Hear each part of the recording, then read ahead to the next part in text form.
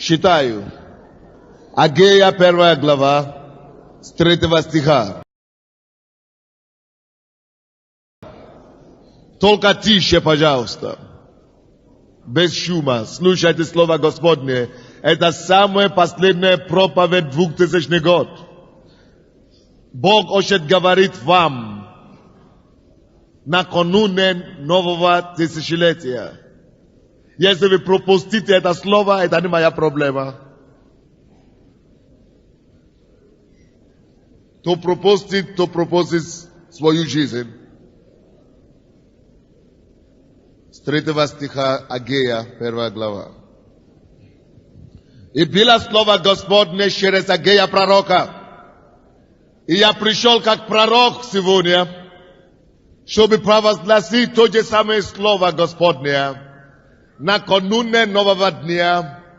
Ибо написано: очисти народ, посвяти и освети его первый день, и во второй день омой его одежды, ибо в третий день Господь Бог зайдет к народу.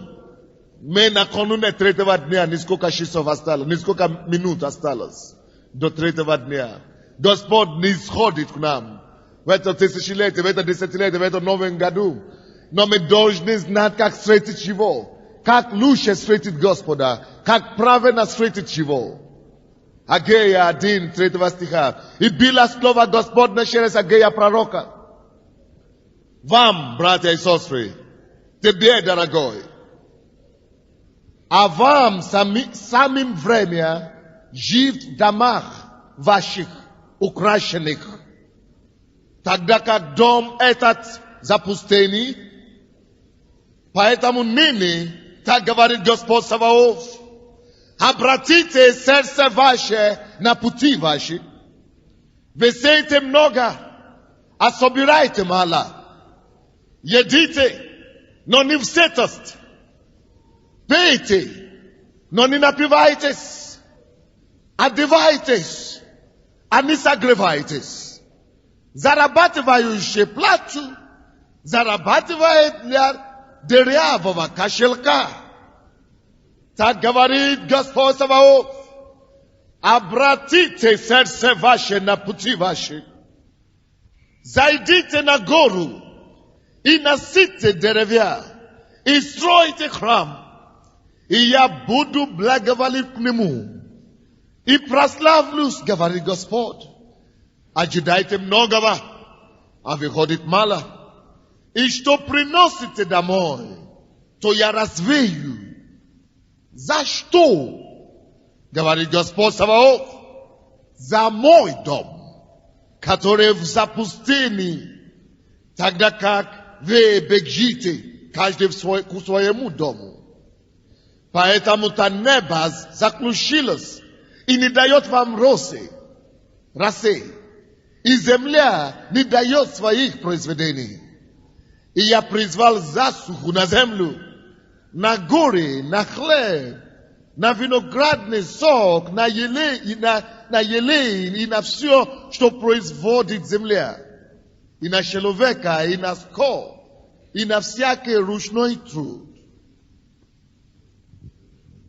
Я проповедую сегодня, или хочу сказать слово сегодня на теме новое десятилетие, новый век, новое тысячелетие, Божье поручение нам как церковь. Поставьте дело царства первыми. Как я сказал, там назад, как я назвал эту проповедь. Поставьте дела царства первичными или первыми. Поставьте дела царства первичными. Давайте все мы повторим это.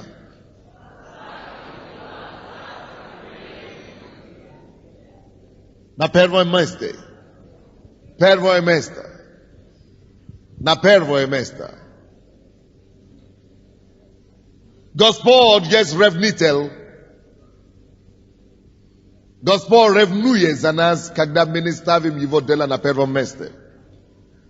Здесь Бог говорит, а вам самим время жить в домах ваших украшенных, тогда как дом это в запустении. Господь говорит, вы беспокойтесь о своем благополучии. Вы заботитесь о том, чтобы вам было хорошо. Вы переживаете о вашей жизни, о вашем доме. Конечно, каждый переживает о своем доме. Я переживаю об этом доме, об этом плоти. Я переживаю о моей семье. Я переживаю о нашей церкви. Потому что это мое, это имеет отношение ко мне. И Бог так и говорит. Вы переживаете о своем доме, о своем царстве, о своей жизни. Может быть, неплохо делаете. Но вы абсолютно неправильно ставьте ударение. Вы неправильно положили приоритет. И в этот новое тысячелетие Бог бросает нам вызов. Что Бог бросает нам? И говорит, как вы можете ожидать, как мы можем ожидать. Это пророческое слово на Новый год. Имеющие уши, пускай слушают. Как мы можем ожидать Божье благословение на свою жизнь, на новое тысячелетие. Как мы можем ожидать Божье излияние благодати на нас, если мы его ставим на второй план, на второе место. Если мы больше заботимся о себе, о своем устройстве, о своем доме и вспоминаем только изредка о его доме. Он говорит, как вы можете жить в украшенных домах? Как вы можете дальше думать о своем доме, забывая о моем доме? Дом Божий — это царство Божие. Я не имею в виду церковь наша. Нет. Я имею в виду царство. Дело царства. Бог бросает нам вызов поставить дело царства приоритетом своей жизни. So я ничего не хочу. Я ничего не желаю в этом году выше, больше, более ревностно, чем делать твоего царства, Господь. Я принимаю решение, я заключаю себе в завет, что я всегда буду искать первым, прежде всего, дело царства твоего. Прежде всего, я буду искать то, что продвигает твое царство вперед.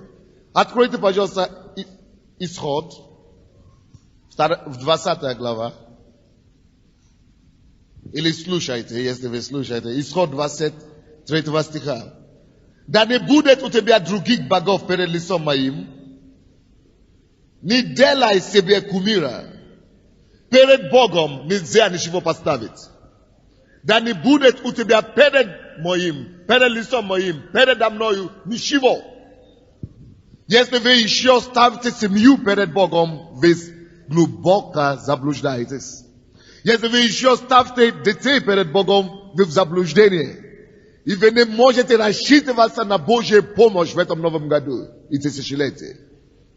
Если вы еще ставите свой бизнес, свою профессию, свою работу, свои какие-то дела перед Богом, вы в заблуждении, у вас большая неприятность. Бог говорит, не делай себе кумира и никакого изображения того, что на небе вверху, и что на земле внизу, и что в воде ниже земли. Теперь скажите мне, пожалуйста, все, что Бог перечисляет здесь, то, что на небе, то, что у нас, то, что на земле, кто это все сотворил? Бог. Он сотворил все это для нас. Кто нам дал семью? Бог. Кто нам дал супруга, детей, машину? Бог дал нам все. Поэтому он ревностный Бог. Ему обидно, когда мы начинаем больше переживать о работе, чем о нем. Ему обидно, потому что он дал нам эту работу. Ему обидно, когда мы больше начинаем переживать о семье, которую он дал нам, чем о нем и о его царстве. И он ревностный Бог, он ревнивый. Ему не только обидно, ему плохо от этого. Он говорит, бо сей народ, этот народ я образовал. Для себя. Он прославит меня. Он нас образовал для себя прежде всего, чтобы мы прославили Его. Поэтому, чтобы мы могли лучше Его прославить, Он дал нам семью. Чтобы лучше Его прославить, Он дал нам детей. Чтобы более радостно прославить Его, Он дал нам работу. Но цель, чтобы Его возвещать, чтобы славить Его, чтобы любить Его больше. Однажды я разговаривал недавно с одной сестрой из нашей церкви. И она мне говорит, на этой неделе, потому что у меня неприятность, я так много молюсь. Я молюсь теперь минимум час или 1,5 часа в день. А я говорю, а раньше как? А раньше, 15 минут, 30 минут, 20 минут, я говорю, куда ты спешишь? На работу, видите?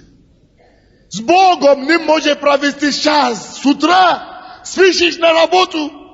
Ты сделал Бога виноватым, потому что Он дал тебе работу. Если вы не ставите Бога, это об этом Он и говорил. Он ревностный в отношении, Он говорит, ты переживаешь своей работе, но ты не переживаешь в моем царстве. Обо мне, который тебе дал эту работу. Я же дал тебе работу, чтобы ты мог служить меня. Поэтому сначала встань с утра, проведи со мной час, 2 часа, 3 часа, сколько надо будет. Поставь меня приоритеты своей жизни. Дай мне понять, что я действительно твой Господь. Укажите Богу, докажите Богу, что Он действительно главный в вашей жизни. Что вы не меняете Его, вы не поменяете Его на работу хорошую. Или на что-то, какую-то еще и суеты. Бог ревностный Бог. Бог ревнитель. Бог ревнитель. Я говорю, Бог ревнитель. Церковь слова веры. Я говорю это как не от пастора вам. Я говорю это вам от Господа Бога. На это время, если вы ожидаете что-нибудь от Бога, начните ставить Его приоритетом каждый день во всем своей жизни. Не уйдите из дома, если вы не проведите качественную работу. Не уйдите никуда. Я не иду на работу с нашим. Пока не закончу молиться, пока не проведу хорошее время с ним, значит я никуда не ухожу. Не приступите порог, пока вы не погрузитесь в нем. Пока вы не будете чувствовать в сердце, что Он доволен. Угодите Его. Потому что если мы это сделаем, я потом вам это скажу. Мы увидим, что жизнь легко. Жизнь не трудная. Проблем нет, когда мы с ним. Потому что Он начнет брать наши проблемы на себя. Наши недуги, наши вызовы, на становится Его вызовами. Тогда нам не придется больше лбами ломать скалы. Нам не нужно будет упрется обстоятельствами. Он, потому что мы Его ставим выше всего. Потому что мы делаем Его приоритетом своей жизни. Он начинает делать наши дела своими приоритетами. Потому что мы действительно уделяем Ему качественное время. Он начинает уделить нашим делам свое непосредственное время. Поэтому нам и тяжело. Потому что мы не поняли это дело, друзья. Но Бог говорит, не поклоняйся никому, ничему больше, кроме меня. Поставьте меня в центре поклонения каждый день. Каждую неделю, каждый месяц. 8 пост в этом году, раз в неделю. Напишите это, потому что кому-то красно стало, потому что я это сказал. Кто-то стал красным. 8 пост раз в неделю или 2 раза в неделю. Сделай его, покажи Богу, что ты серьезный. Делай завет с Богом и с тобой, что Господь, минимум я буду молиться час в день. Или 2 часа, минимум, средним. Не уйду из дома, пока я это не буду делать. Если вы покажете это Богу, вы подумаете, что у вас крылья появились. Потому что вы начнете летать такой скоростью. В бизнесе, на работе, все так начнет получаться, что вы испугаетесь сами. Вы начнете думать, что вы единственный любимец Бога на земле. Потому что вы его поставили приоритетом. Не поклоняйся им, не служи им, ибо я Господь Бог твой, Бог ревнитель, наказывающий детей за вину отцов до 3-го и еще 4-го рода. Он наказывает. Я Бог ревнитель. Если вы это не делаете, вы не ставьте меня первым. Вы ставьте что-то выше меня в значимости. Я наказываю. Ревность его в чем состоится? Он блокирует его благословение к вам. Что он делает? Он наказывает. Кто-то думает, что нет, харизматы появились, вот нашли такие, которые начали проповедовать, Бог не наказывает. Тогда пускай они вырвут это из Библии. Бог очень хорошо наказывает. Я это по себе знаю. Но зато, если он найдет людей, которые ставят его на первом месте, он творит милость для них до 1000 родов. Любящим меня и соблюдающим заповеди мои. До 1000 родов. Это тысячелетие, какое оно будет для твоих родов, до 1000 родов, зависит от тебя. Как ты положишь начало этого тысячелетия сейчас. Кто хочет закладывать камни до 1000 родов своих потомков. Это зависит от того, как ты сейчас положишь камни. Потому что твои потомки, твои дети, и твои внуки, и правнуки, они уже не будут начинать тысячелетие. Только нам доверено начинать тысячелетие. Только нам, кто живет сейчас. Нам доверено Богом положить основу новую. Если это будет Божья основу, если это будет Божья скала, фундамент, так это будет до 1000 родов, Господь будет миловать нас. Аминь. Итак, вернемся в Агай. Или как мы говорим? Агей. Агей, 1 глава, 5 стих. Поэтому ныне так говорит Господь Саваоф: обратите сердце ваше на пути ваши. Это значит, передумайте то, как вы жили в прошлом году, то, как вы жили до того времени. Станьте радикалом для Бога. Я покаялся в 19 лет. Это мой пример. Я могу привести свой пример. Благодаря Богу, я уехал в своей стране, когда мне было в Боге всего лишь полгода, 6 месяцев. Мне было 19 лет. Я уехал вообще в Советский Союз. Первые 4 года или 5 лет я вообще не нашел ни одного верующего русского. Я не нашел ни баптистскую церковь, ни пятидесятническую, ни какую церковь вообще. Не видел ни одного русского верующего. Только иногда из иностранцев можно будет видеть кого-то. Подпольно. Но, благодаря тому, что Бог меня спас во время, я был серьезным, радикалом таким. Я даже не хотел стать проповедником никогда в жизни. Я думал, я недостоин. Я знал, каким грешником я был. Но я имел страх Божий. Я хотел угодить Богу. Я клялся Богу, что я не согрешу. Я лучше умру, чем согрешить. Я не позорю тебя, я лучше умру.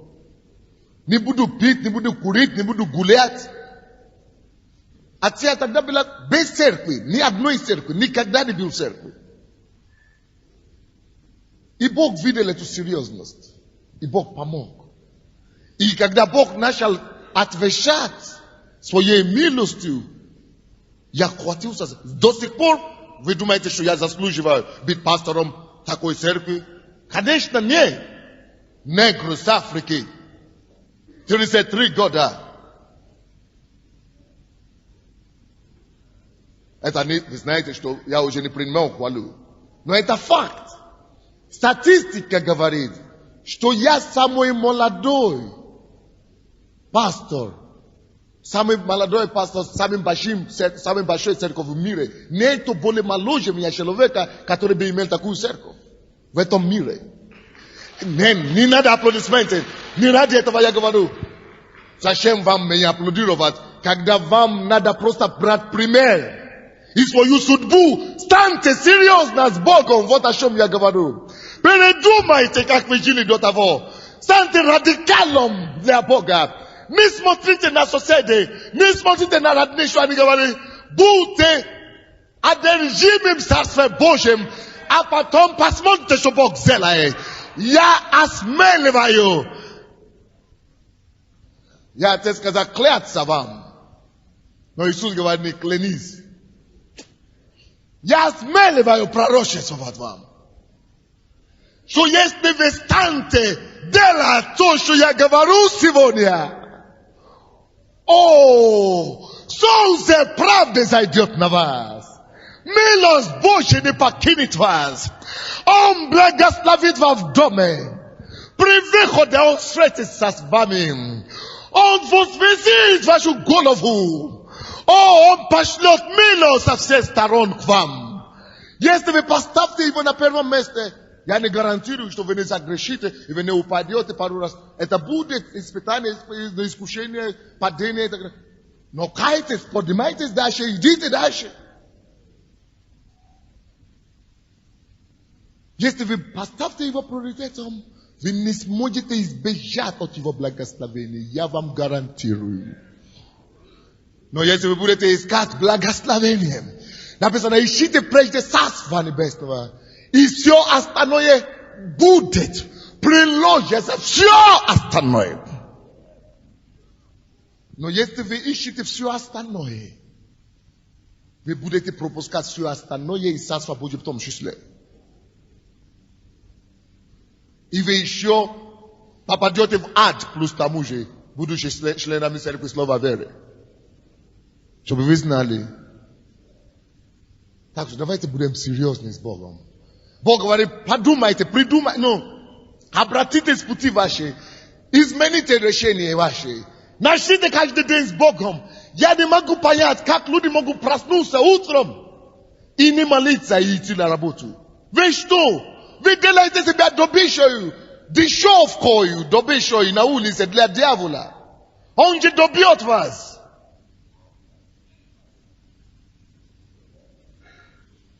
Сделайте Его приоритетом. Проводите максимум времени с Ним. Каждый день.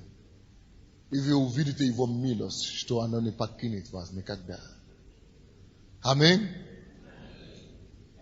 6 стих Агай говорит, что происходит, если все-таки мы не обратимся с пути? Что произойдет с вами? И что уже происходит с нами? Слушайте внимательно. 6 стих. Когда вы живете, как вы хотите. Сегодня, горящий с Богом, такой активный. А завтра, что-то, утопил, как это, теплым стал. Сегодня хорошо, Бог, а завтра, что-то нет настроения. Но если вы вот так будете по настроениям жить с Богом, у вас беда. Но если вы будете сказать, мне хорошо или плохо, я буду гнаться за Богом все равно. Сколько раз мне не хочется молиться, я говорю, я буду барабанить. Пока не будет 2 часа, все равно. А потом уже час проходит, уже хорошо, уже хочется молиться Боже. Надо составить себя. Надо дисциплинировать свою плоть. Написано 6 стих. Обратите путь ваш, потому что я вижу, как вам плохо. Измените ваш порядок. Но если вы не измените, то, что у вас сейчас добило до сих пор, так и будет дальше. Послушайте, вы сеете много, первое, когда Бог, Царство Божье не на первом месте, какие ужасные последствия. Напишите себе это. Вы сеете много, но вы будете собирать мало. Вот первое. Потому что Бог ревнитель. Он не позволит, это не дьявол. Это не дьявол вам не позволяет жать много. Это Бог не позволяет. Это не дьявол вам не дает успех в бизнесе. Это Бог не дает успех. Помни, сколько раз ты уже связал дьявола, не получилось. Что-то он тебя не слушается. Не дьявол виноват, ты виноват. Если ты не ставишь Бога в первом месте, ты будешь сеять много и будешь собирать мало. Так написано в слове. Ты будешь кушать, едите много, но не в сытости. Вроде бы что-то есть, вроде бы приходит, но не находишь. Потому что ты Бога не ставишь приоритет. А он Бог ревнитель. Пьете, но не напивайтесь. Одевайтесь, а все равно не согревайтесь. Почему? Потому что ты просто ищешь всего прочего. А он говорит наоборот, ищи царство, а всего прочего приложится. А ты ищешь всего прочего, только не царство. Поэтому и беда. Зарабатывающий плату, зарабатывает для дырявого кошелька, а ты говоришь, но я не плачу десятину, пожертвования приношу, но все равно у меня никогда не бывает финансов. Потому что мало того, что ты платишь, просто ради того, чтобы исполнить закон, надо еще принадлежить Богу прежде всего, сердцем и душою. Это как одни бизнесмены свидетельствовали. Они сказали, мы пришли в церковь, мы слушаем, как все свидетельствуют, что Бог поднимает их. А мы начали тоже давать десятину, пожертвования, все даем. И ничего не получилось. А потом читали одну книгу, где написано, что не просто давайте десятину и пожертвования, поставьте царство Божье целью вашей жизни. Скажите, Господь, я занимаюсь бизнесом ради царства. Зарабатываю деньги ради царства Твоего. У меня нету своей личной расписания. Я хочу только ради царства спонсировать. И если ты мне скажешь, отдай все, я буду отдавать все. Если ты скажешь, только десятину. Как бы, только ради тебя я работал. Я у тебя на работе. Когда вы вот так скажете, что вы для него работаете. И когда они вот так делали, за год они заработали 500 000. Потому что посвятили себя полностью царству. Мы больше не хотим для себя ничего строить. Будем только распорядители. Посвятите свою жизнь царству. Свою работу, свою семью.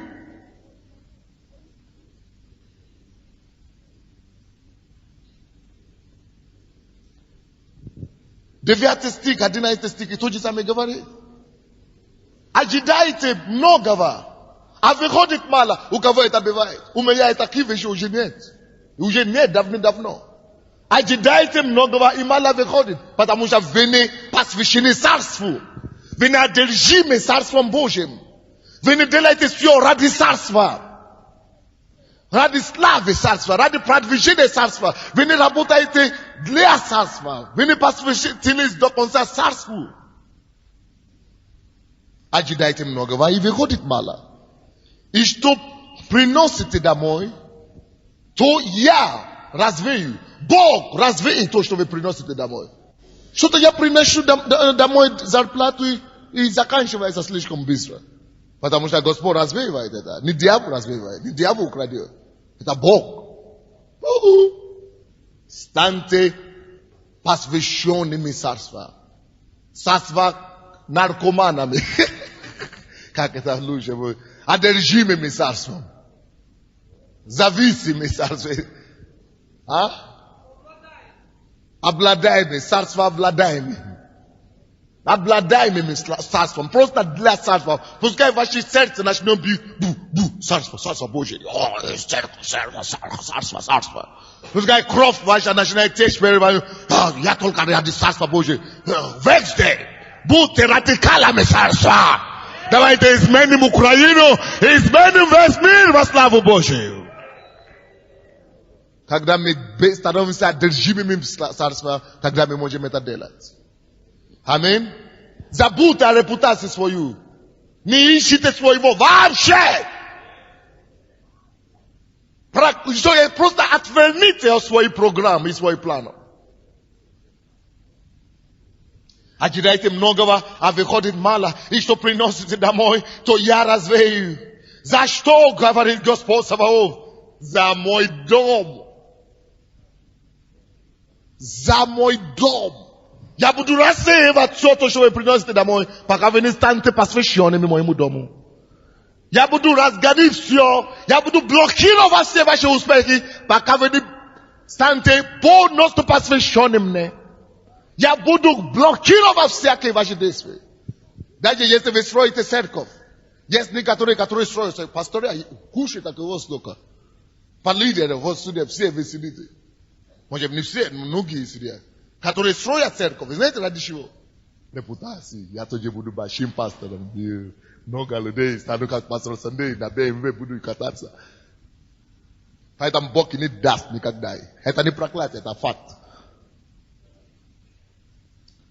Я лидер, чтобы меня любили, чтобы меня обратили внимание, чтобы... Поэтому ты не можешь пуститься. Потому что ты хочешь, чтобы ты только... Это проклятие, когда мы используем Бога. Многие люди просто используют Бога, чтобы достигать своей цели. Не дай Бог. Ты думаешь, что Бог дурак? Он что, не знаешь? Он знает то, что ты даже не выговаривал никогда. То, что в твоем сердце, он раньше тебя знал. Перестаньте использовать Бога. Это Он должен использовать нас. Просто скажи ему, Господь, все. Предан тебе полностью, все. Что хочешь, вытворяйся со мной. Ну что хочешь, все. Я раб в твоих руках. Все, ничего не могу. Все. Буду трудиться. Да это вот извещение, которое я вам дал. Ну, пасторы, то, что я вам... В моей сумке есть вот боку, там на боку там есть это самое. Прочтите, чтобы вы знали, как нужно быть верующим. Кто может хорошо считать боевому так? Пастор Василий есть там? 9 стих. За мой дом. Бог ревните за свой дом, который в запустине. Иди сюда, пастор. Тогда как вы бежите каждый в своему дому. Вы бежите каждый в своем дом. А Бог говорит, когда речь идет о своем... Слушайте, сколько из нас, когда речь идет о том, что беда случается с нашим ребенком, мы бегаем туда, мы бежим, мы делаем все. Когда что-то случается с нашими родными, когда что-то случается с нашими родственниками, мы выкладываемся все. И Бог говорит, вы бежите, когда это касается вас. Когда это касается моему дому, ну пастор там, ну лидер там, ну что-то еще там. Поэтому я буду рассеивать все ваши успехи, говорит Господь. Станьте радикалами для его царства. Пускай проблема, что касается царства, станет вашей проблемой личной. Первой проблемой. Ближе, чем даже семейный проблем. Если это касается царства, стань радикалом ради этого. Даже если это тебя не касается, даже если это не твой пост, даже если это не твое порушение, даже если это не твою должность, сделай все, что ты можешь, чтобы решить этот вопрос. За дом Божий, ради царства, помогите, сделайте все. Кто-нибудь слушает меня, нет?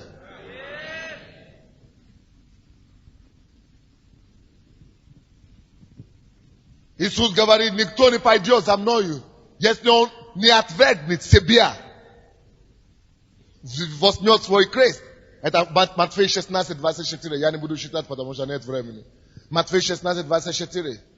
Отвергните себя, это первое условие. Кто не победит себя, не победит мир. Чтобы победить мир, чтобы завоевать мир, надо сначала завоевать себя. Отвергнуть себя, тогда ты только способен будешь завоевать мир.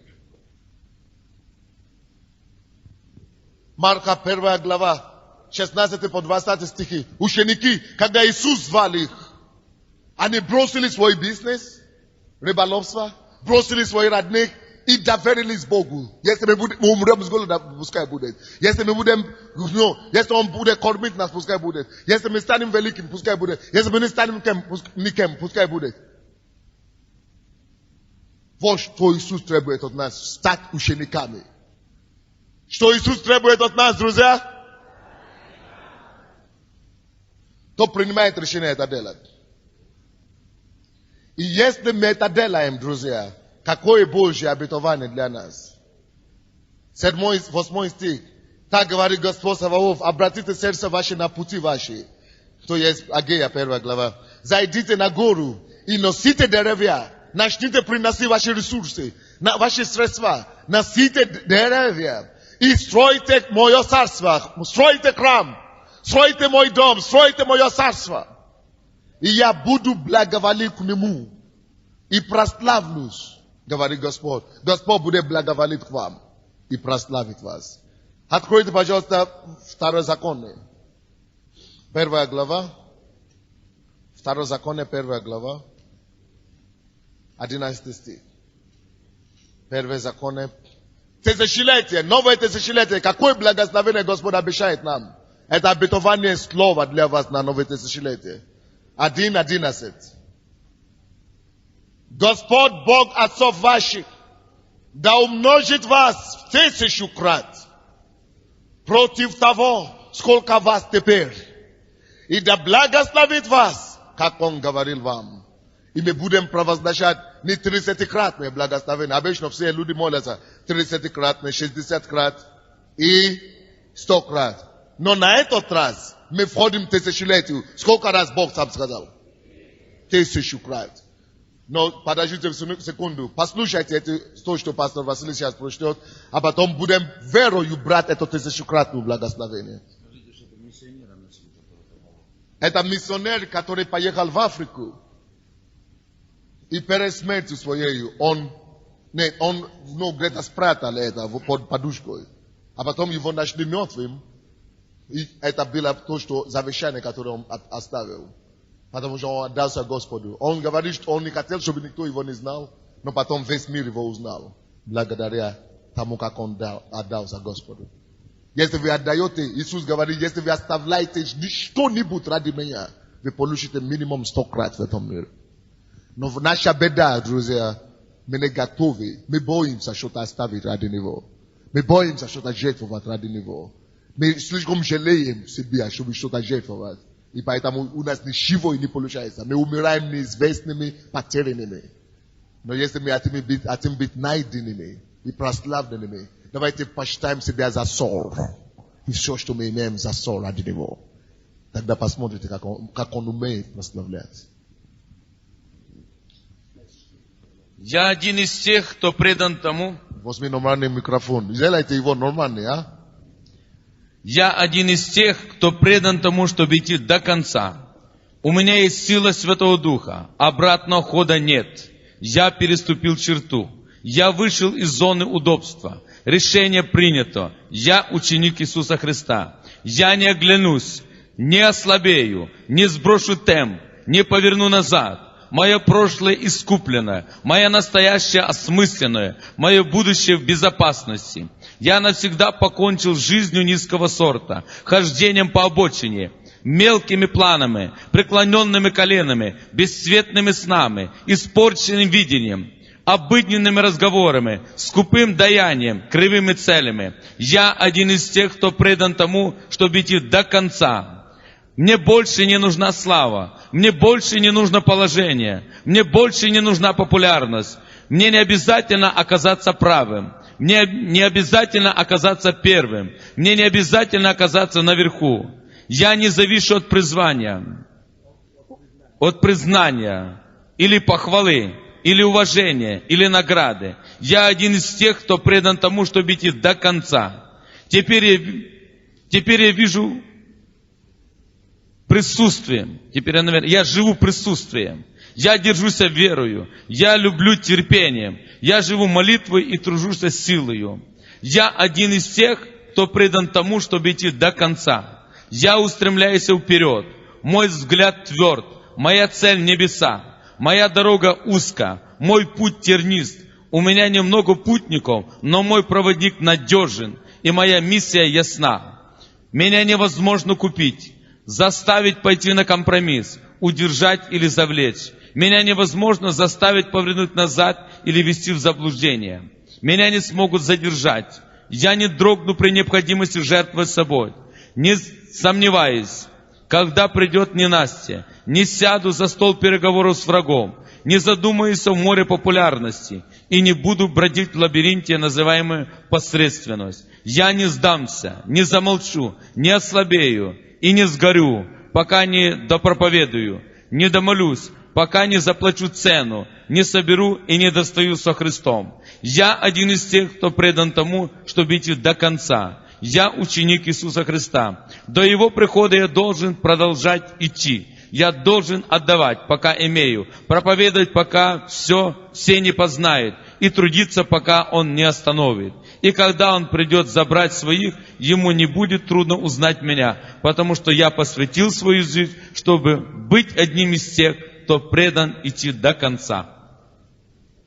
Вы преданы идти до конца или нет? Давайте станем, закроем наши глаза, поднимем наш взор к небу и скажем Ему: Господь, все. Я даю Тебе слово. Не уходи, не уходи.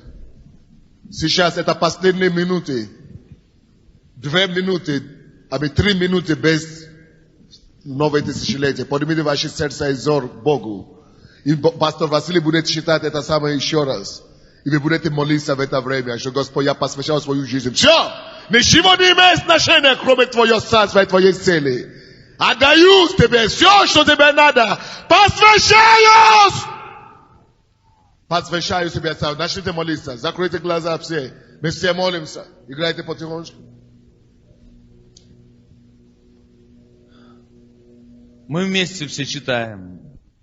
Я один из тех, кто предан тому, чтобы идти до конца. У меня есть сила Святого Духа. Обратного хода нет. Я переступил черту. Я вышел из зоны удобства. Решение принято. Я ученик Иисуса Христа. Я не оглянусь, не ослабею, не сброшу темп, не поверну назад. Мое прошлое искупленное. Мое настоящее осмысленно. Мое будущее в безопасности. Я навсегда покончил с жизнью низкого сорта, хождением по обочине, мелкими планами, преклоненными коленами, бесцветными снами, испорченным видением, обыденными разговорами, скупым даянием, кривыми целями. Я один из тех, кто предан тому, чтобы идти до конца. Мне больше не нужна слава. Мне больше не нужно положение. Мне больше не нужна популярность. Мне не обязательно казаться правым. Мне не обязательно казаться первым. Мне не обязательно казаться наверху. Я не завишу от призвания, от признания, или похвалы, или уважения, или награды. Я один из тех, кто предан тому, чтобы идти до конца. Теперь я живу присутствием. Я держусь верою. Я люблю терпение. Я живу молитвой и тружусь силою. Я один из тех, кто предан тому, чтобы идти до конца. Я устремляюсь вперед. Мой взгляд тверд. Моя цель небеса. Моя дорога узкая. Мой путь тернист. У меня немного путников, но мой проводник надежен. И моя миссия ясна. Меня невозможно купить, заставить пойти на компромисс, удержать или завлечь. Меня невозможно заставить повернуть назад или ввести в заблуждение. Меня не смогут задержать. Я не дрогну при необходимости жертвовать собой. Не засомневайся, когда придет ненастье. Не сяду за стол переговоров с врагом.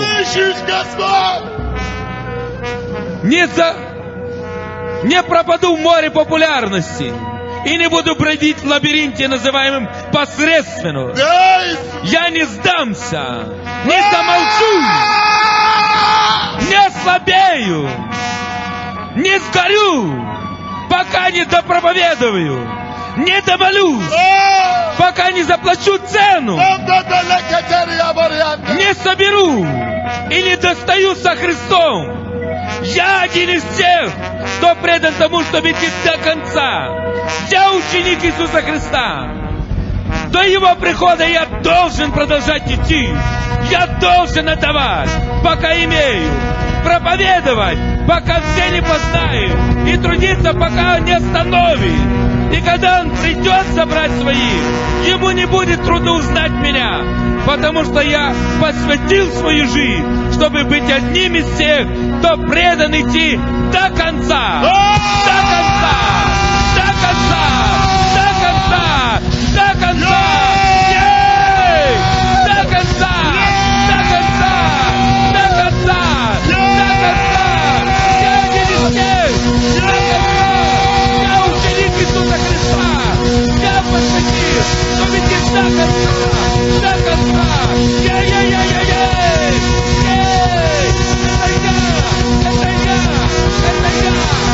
мы!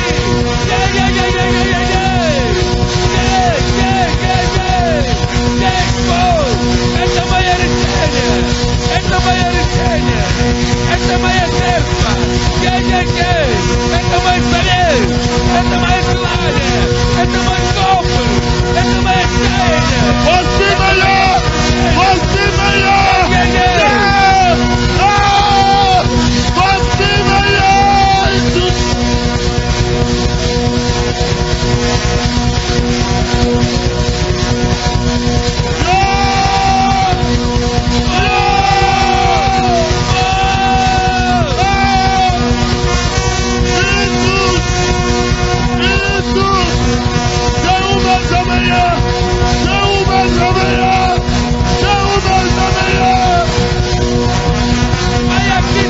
Ten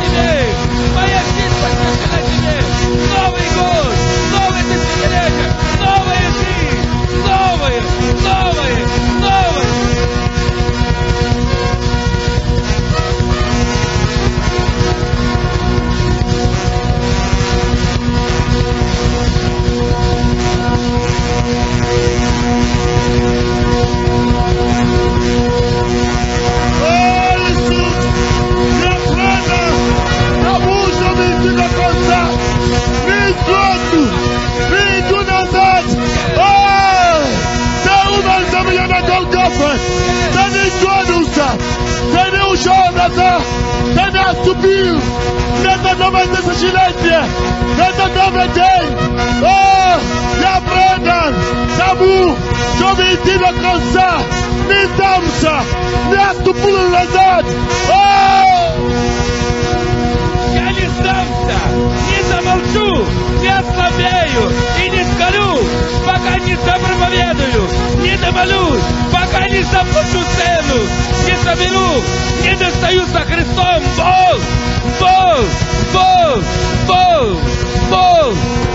С этим мы входим в Новый год! Это наше желание! Это наше решение! Бог! Это сердце наше! Это сердце наше! Это сердце наше! Это сердце! Прими эту жертву! Шала маха така бака такого покоро! Мака такого палеке! Шакара малеке! Аллилуйя! Я один из тех, кто предан тому, чтобы идти до конца. У меня есть сила Святого Духа, а обратного хода нет. Я переступил черту. Аллилуйя! Мы переступили черту. Мы переступили черту. Обратного хода нет. Обратного хода нет. Есть! Аллилуйя! Мы переступили черту. Мы переступили черту. Обратного хода нет. Обратного хода нет. Все. Это решение. Это завет. Это завет.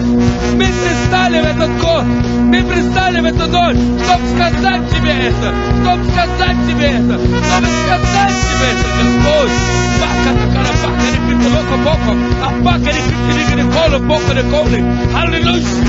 Аллилуйя. Слава тебе. Обратного хода нет.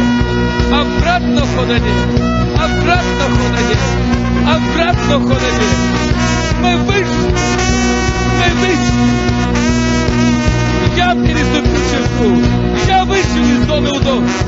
Решение принято. Я ученик Иисуса Христа.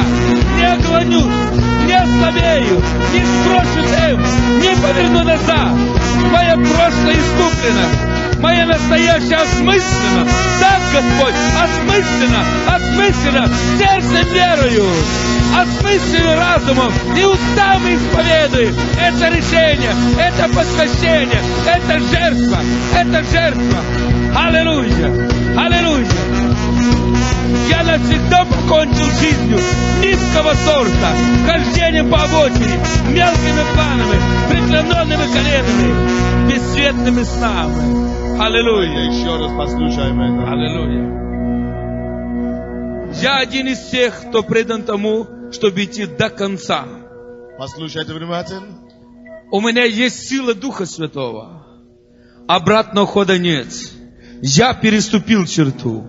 Я вышел из зоны удобства.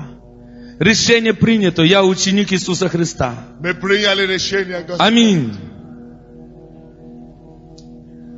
Я не оглянусь, не ослабею, не сброшу темп, не поверну назад. Мое прошлое искуплено. Мое настоящее осмысленно. Мое будущее в безопасности.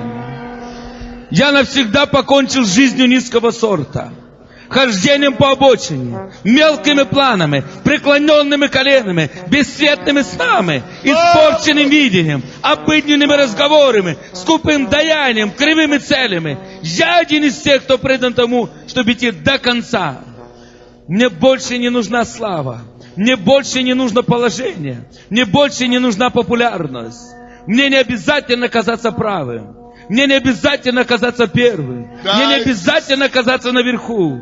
Я не завишу от признания, или похвалы, или уважения, или награды. Я один из тех, кто предан тому, чтобы идти до конца. Теперь я живу присутствием. Я держусь верою. Я люблю терпением. Я живу молитвою и тружусь силой Его. Я один из тех, кто предан тому, чтобы идти до конца. Я устремляюсь вперед. Мой взгляд тверд. Моя цель небеса. Моя дорога узкая. Мой путь тернист. У меня немного путников, но мой проводник надежен. Аллилуйя! Аллилуйя! Аллилуйя! Аллилуйя! Слава Богу! И моя миссия ясна. Меня невозможно купить, заставить пойти на компромисс, удержать или завлечь. Аллилуйя! Меня невозможно заставить повернуть назад или ввести в заблуждение. Меня не смогут задержать. Я не дрогну при необходимости жертвовать собой. Не засомневайся, когда придет ненастье. Не сяду за стол переговоров с врагом. Не задумайся и не запутайся в море популярности.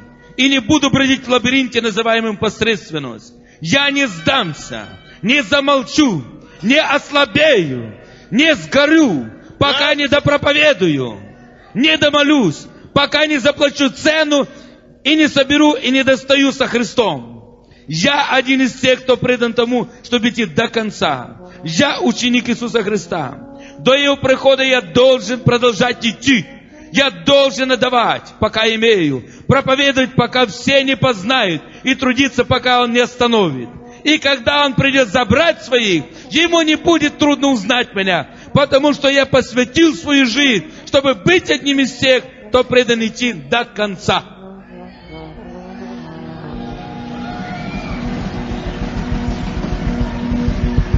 Давайте поднимем наши руки к Богу. Поднимите ваши руки к Нему.